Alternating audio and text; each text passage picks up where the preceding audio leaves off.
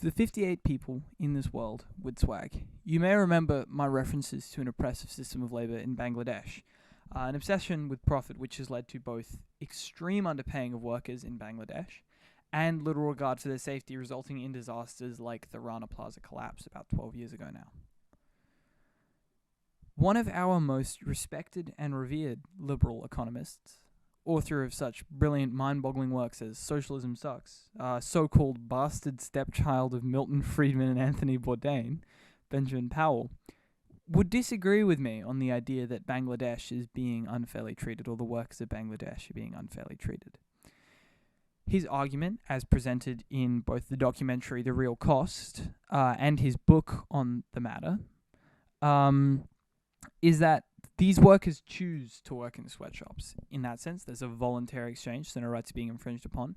That sweatshops promote economic growth, and that economic growth is actually what brings nations such as Bangladesh out of poverty. The problem with this argument, I think, for most people is that it's not obviously wrong.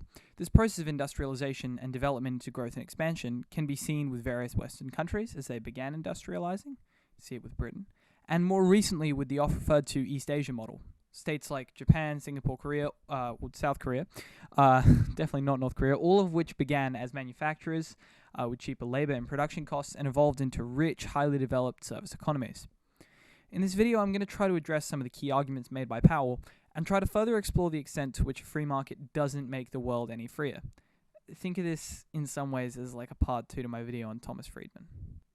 Firstly, because it's probably the most simple to address point, it's ridiculous to imply that there's any level of choice being made by these workers. Powell justifies this because the alternatives to many of these labourers are unindustrialized jobs, like farming or construction labour. In this sense, a mirror is being made to early industrial societies in places like Britain, or the early industrial societies of places like, featured in the East Asia model. This gets into an idea that I think is under-discussed in terms of structural violence, which is structural violence against poor people, or, global inequality of, wealth. When we use de guns, and hopefully it's a French pronunciation, I could look it up, but I don't want my worldview on, the name mère to be challenged. We use it to analyze violence and conflicts against certain marginalized groups, such as racism in America, such as this example, which was the original of Dugan's examples. This can be similarly applied to structural violence against any sort of ethno-religious, cultural group, that sort of thing. Here I want to apply it to global poverty under a global capitalist market. Kwame Nkrumah's neocolonialism, the last stage of imperialism, identifies the post-colonial legacy of labor in Africa as being a global shift from the proletariat of these post-industrialized nations to proletariat and poorer nations, post-colonial nations, which are undergoing industrialization for the first time. In the case of the Rana Plaza collapse, we might have something that looks like this, where post-colonial legacy, which has left nations such as Bangladesh poor, leads to this value chain and search for profit, creating a normalization of a sweatshop model, thus leading to cost-cutting in terms of factories, underpaying of workers, and thus leading to issue-specific problems of things like, in this example, the Rana Plaza collapse, where there are cracks in the building that they didn't really investigate or care about. They just sent the workers in anyway, even though they were aware of them because they needed to keep money up, and that led to disaster and the deaths of over 1,000 people. Here we kind of see a key flaw of Powell's argument. There's not really a right to choose, is there?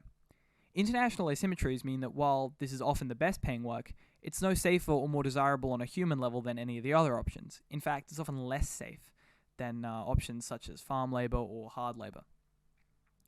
These moments of violence, the deaths of thousands of Bangladeshis here, receive attention as unjust violence, but there's little attention to the lack of justice internationally for these poorer nations and poorer peoples in general.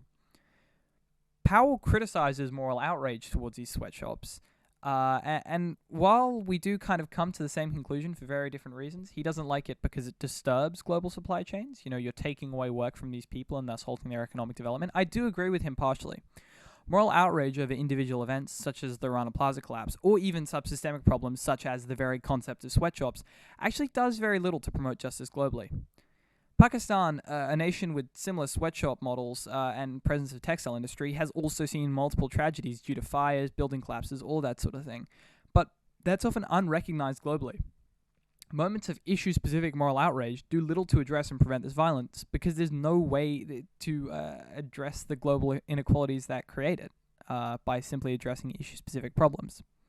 And then just for a brief interjection, I also think this idea of it improving or developing nations is tied to that very specific model and ignores various cases in which this hasn't happened, such as African and South American states with this high sweatshop presence, but they haven't actually seen proper development over time.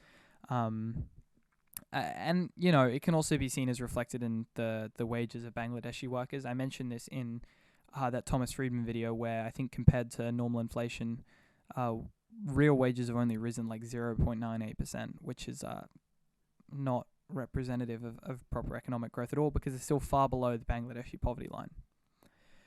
I now kind of want to address the broader free market idea that this is a natural occurrence of the world. I'd sort of like to, I sort of see the liberal argument as the natural progression of society, like Fukuyama, as a form of determinism, but it's weird in that it's not related to any direct idea of environmental background like, environmental determinism in geography is. Mark Fisher's capitalist realism examines this idea, that the systemic level of this violence is so normalized it's impossible to engage with, so that when people like Benji Powell make these statements, they can freely engage with the deaths of millions as a mere fact of life, in the same vein as dying of old age. This is so obviously logically flawed to me. What happens when these societies naturally industrialize? What happens when the textile industry has moved from every poor country? It's gone through maybe South Asia, then to Africa, and then from there we have nowhere to make cheap shirts. Do we just stop wearing clothes? Do we start paying £50 for t-shirts? Or, probably a lot of inflation's happened. Maybe we're paying £500 for t-shirts. I don't know, is the idea that somewhere along the way the market will simply innovate hard enough that everything's going to be automated, that we live to consume in some Friedmanite dystopia where nobody works, everybody's provided a negative income tax and sort of government subsidized housing so they can keep on consuming, and governments exist only to drive the market while people are sort of just drones that, eat stuff up? This is the same mentality that drives climate inaction, this ouroborus of capitalism, that we should find comfort and normality in a system that eats human and natural capital in the same way it eats our literal capital, that we should find no problem in the mass expansion of wealth, even as it kills the very planet that we live on. I find this so depressing. We live in a world of massive excess, yet people still starve and battle to stay alive. People in developed countries, such as mine, with enough money to subsidize humanity for generations, live without a home or food, all for the sake of economic growth. I don't know, economic growth. I'm really suspicious of economic growth. People universally support it as a good thing, but while the US economy has expanded massively post-Reagan, the money has been siphoned up to the very, very top.